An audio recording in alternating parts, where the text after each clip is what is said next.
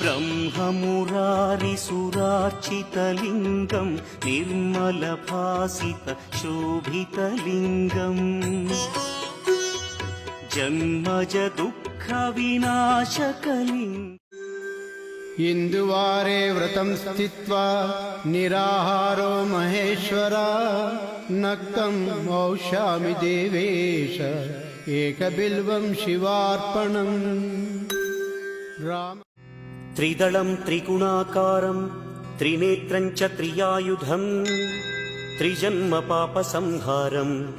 एकबिल्वं शिवार्पणम् त्रिशाखैः बिल्वपत्रैश्च काशीक्षेत्रनिवासं च कालभैरवदर्शनौ प्रयागे माधवं दृष्ट्वा